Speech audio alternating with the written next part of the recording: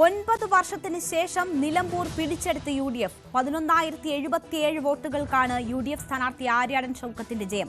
ശക്തി കേന്ദ്രങ്ങളിൽ പോലും തിരിച്ചടി നേരിട്ട LDF സ്ഥാനാർത്ഥി M സ്വരാജ് സ്വന്തം ബൂത്തിലും പിന്നിൽ പോയി. 20,000-നടുത്ത് വോട്ട് നേടിയ PV അൻവർ മണ്ഡലത്തിൽ ഇപ്പോഴും സ്വാധീനമുണ്ടെന്ന് തെളിയിച്ചു.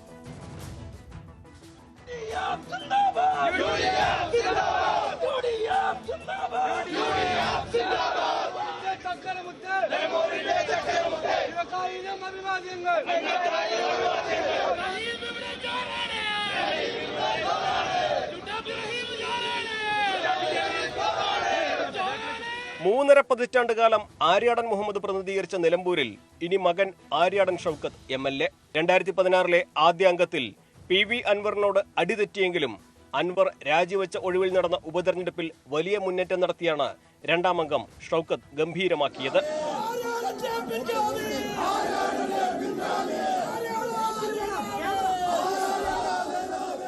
പരാജയപ്പെട്ടാൽ രാഷ്ട്രീയ ഭാവി തന്നെ അടയുമായിരുന്ന തെരഞ്ഞെടുപ്പിൽ 5 അക്ക ഭൂരിപക്ഷം നേടിയാണ് ജയം. ഉപതെരഞ്ഞെടുപ്പിൽ കണ്ടത് നിലമ്പൂരിന്റേത് മാത്രമല്ല, കേരളത്തിന്റെ ഒന്നാകെ വികാരമെന്ന് ഏകസ്വരത്തിൽ പറഞ്ഞു. ഫലം ഭരണവിരുദ്ധ വികാരത്തിന്റെ പ്രകടമായ തെളിവായി ഉയർത്തിക്കാട്ടുകയാണ് UDF. നിലമ്പൂരിലെ ജനങ്ങൾ കേരളത്തെ മുഴുവൻ പ്രതിനിധാനം ചെയ്താണ് ഈ വോട്ട് രേഖപ്പെടുത്തിയത്. ഇത് യഥാർത്ഥത്തിൽ ടീം UDFന്റെ വിജയമാണ്. ഞങ്ങൾ നിലമ്പൂരിലെ ജനങ്ങൾക്കൊരു വാക്ക് കൊടുത്തിട്ടുണ്ടായിരുന്നു. നിങ്ങൾ ഉജ്ജ്വലമായ വിജയം ആര്യാടൻ ഷൗക്കത്തിന് നൽകിയാൽ ഞങ്ങൾ തിരിച്ചുള്ള വാക്ക് 100-ലധികം സീറ്റുമായി കൊടുങ്കാറ്റ് പോലെ കേരളത്തിൽ UDF അധികാരത്തിൽ വരുമെന്ന്. ആ വാക്ക് പാലിക്കാൻ UDF നേതൃത്വം പ്രതിജ്ഞാബദ്ധമാണ്. ഞങ്ങൾ അതിനുവേണ്ടി കഠിനാധ്വാനം ചെയ്യും. ആദ്യ റൗണ്ട് വോട്ടെണ്ണിയ വഴിക്കടവ് പഞ്ചായത്ത് മുതൽ 19 റൗണ്ട് വോട്ടെണ്ണിയ അമരമ്പലം വരെ ലീഡ് നിലനിർത്താൻ ആര്യാടനായി. സ്വരാജ് മുന്നിൽ വന്നത് 3 റൗണ്ടിൽ മാത്രം.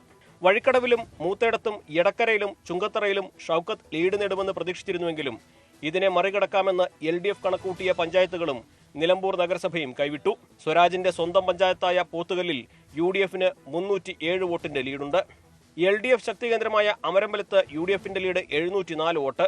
LDF ഭരിക്കുന്ന നിലമ്പൂർ നഗരസഭ നൽകിയ 3,967 വോട്ടിന്റെ മേൽക്കൈ ആര്യാടന്റെ ലീഡ് 10,000 കടക്കാൻ സഹായിച്ചു. പോത്തുകല്ല് പഞ്ചായത്തിലെ സ്വന്തം ബൂത്തിലും സ്വരാജ് പിന്നിലായി.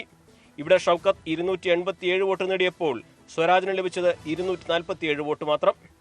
ഈ തെരഞ്ഞെടുപ്പിനെ ഒരു രാഷ്ട്രീയ പോരാട്ടമാക്കി വികസിപ്പിക്കാനാണ് ഇടതുപക്ഷം ശ്രമിച്ചത്. ഞങ്ങളെ എതിർക്കുന്നവർ പലപ്പോഴും പല ഘട്ടത്തിലും വിവാദങ്ങൾ ഉയർത്തിക്കൊണ്ടുവരാൻ ശ്രമിച്ചെങ്കിലും അതിനൊന്നും ഞങ്ങൾ പിടികൊടുത്തില്ല. ഞങ്ങൾ ഞങ്ങളുടേതായ നിലയിൽ തന്നെ മുൻപോട്ട് പോയി.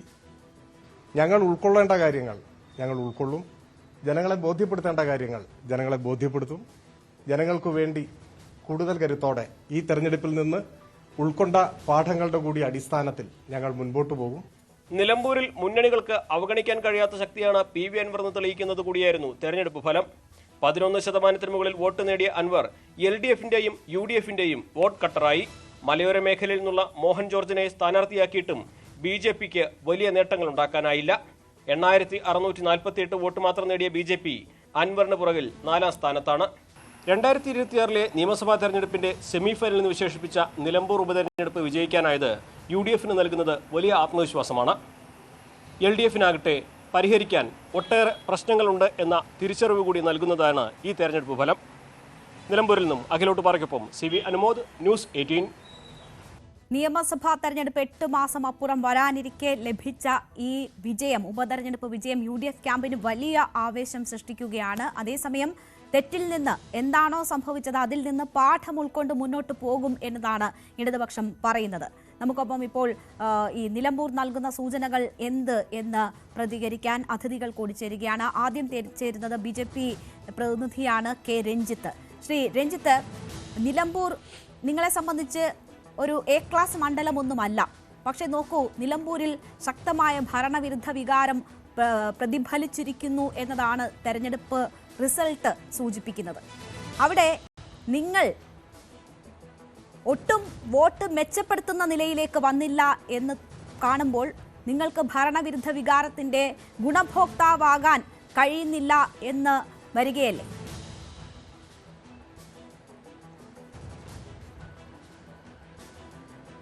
നിലമ്പൂർ ഉപതെരഞ്ഞെടുപ്പ് കേരളത്തിലെ ഭരണ പ്രതിപക്ഷ മുന്നണികൾക്ക് എതിരായുള്ള ഒരു ജനവികാരം പ്രതിഫലിക്കുന്ന തെരഞ്ഞെടുപ്പാണ്. NDA സംബന്ധിച്ചിടത്തോളം BJPയെ സംബന്ധിച്ചിടത്തോളം നമുക്ക് വലിയ സ്വാധീനമില്ലാത്ത ഒരു മണ്ഡലമാണ് നിലമ്പൂർ. പക്ഷെ എന്നാലും കഴിഞ്ഞ 2021 കിട്ടിയ വോട്ട് അതിനേക്കാൾ വോട്ട് വർദ്ധിപ്പിക്കാൻ NDA സഖ്യത്തിന് സാധിച്ചു.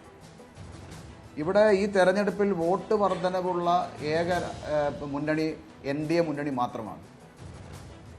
ഇവിടെ കോൺഗ്രസിൻ്റെ സ്ഥാനാർത്ഥി UDFൻ്റെ സ്ഥാനാർത്ഥിക്ക് കഴിഞ്ഞ തവണ കിട്ടിയേക്കാൾ 1000-ലധികം വോട്ടിൻ്റെ പിറകിലാണ് അദ്ദേഹം. അതുപോലെ തന്നെ LDFൻ്റെ സ്ഥാനാർത്ഥിക്ക് ഏകദേശം 15,000-ഓളം വോട്ടിൻ്റെ കുറവാണ്. BJPക്ക് മാത്രമാണ് കഴിഞ്ഞ തവണ കിട്ടിയേക്കാൾ വോട്ട് വർദ്ധിപ്പിക്കാൻ സാധിച്ചത്. നിങ്ങൾ ഓർക്കേണ്ടത് നമ്മുടെ ഉപതെരഞ്ഞെടുപ്പിന്റെ ചരിത്രത്തിൽ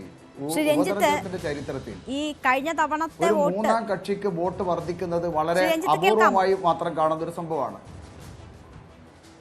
ഇവിടെ വോട്ട് വർദ്ധിച്ചു എന്ന് പറയുമ്പോൾ നിങ്ങൾക്ക് 2016 എത്ര വോട്ട് ഉണ്ടായിരുന്നു എന്ന് കൂടി നോക്കണം. അന്ന് BDJ സ്ഥാനാർത്ഥി മത്സരിച്ചപ്പോൾ 12,284 വോട്ട് നിങ്ങൾക്കുണ്ടായിരുന്നു. അവിടെ നിന്ന് വോട്ട് വളരെ കുറഞ്ഞതാണ് 2021 തെരഞ്ഞെടുപ്പിൽ ഉണ്ടായിട്ടുള്ളത്. അത് നിലനിർത്താനായി, അല്ലെങ്കിൽ അതിൽ നിന്ന് ഒരു അല്പം മെച്ചം എന്നതൊരു അവകാശവാദമാണോ? അല്ല, അങ്ങനെയാണെങ്കിൽ മുന്നണികളെയും വോട്ടിനെ കുറിച്ച് നമ്മൾ വിലയിരുത്തണ്ടേ? ഈ 5 വർഷം UDFന് വോട്ട് വർദ്ധിച്ചിട്ടില്ലല്ലോ. കൂടുതൽ വോട്ടർമാരുള്ളത് ഉണ്ടായിട്ട് പോലും വോട്ട് വർദ്ധിച്ചിട്ടില്ലല്ലോ. ഞാനതാണ് പറഞ്ഞത്. ഉപതെരഞ്ഞെടുപ്പ് എന്ന് പറയുന്നത്, ഉപതെരഞ്ഞെടുപ്പിന്റെ വോട്ടിംഗ് പാറ്റേൺ എങ്ങനെയാണ്?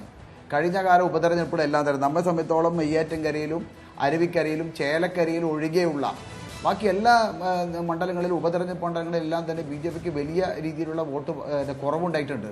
പക്ഷേ ഇത്തവണ നിലമ്പൂരിൽ ഞങ്ങൾക്ക് വലിയ സ്വാധീനമില്ലാത്ത മണ്ഡലമായിട്ട് പോലും ഇവിടെ വോട്ട് നിലനിർത്താൻ സാധിച്ചു. മാത്രമല്ല, ഈ തെരഞ്ഞെടുപ്പിൽ BJP എടുത്ത നിലപാടെന്താണ്, NDA എടുത്ത നിലപാടെന്താണ്? ഞങ്ങൾ മാത്രമാണ് രാഷ്ട്രീയം പറഞ്ഞ് വോട്ട് ചോദിച്ചത്. ഞങ്ങൾ മാത്രമാണ്. ഞങ്ങൾ നിലമ്പൂരിലെ ജനങ്ങളുടെ മുമ്പിൽ വെച്ചിരിക്കുന്നത് വികസനമാണ്. വികസിത കേരളം, വികസിത നിലമ്പൂർ, ഈ ആശയമാണ് ഞങ്ങൾ ഈ നിലമ്പൂരിലെ ജനങ്ങളുടെ മുമ്പിൽ വെച്ചിരിക്കുന്നത്. UDFനെ സംബന്ധിച്ചോളം LDFനെ സംബന്ധിച്ചോളം വികസനം പറഞ്ഞ് വോട്ട് ചോദിക്കാൻ അവർക്ക് സാധിച്ചിട്ടില്ല. ഈ തെരഞ്ഞെടുപ്പിൽ നമ്മൾ കണ്ട ഇത് ജനാധിപത്യ രീതിയിലുള്ള തെരഞ്ഞെടുപ്പായിരുന്നില്ല ഇവിടെ നടന്നത്.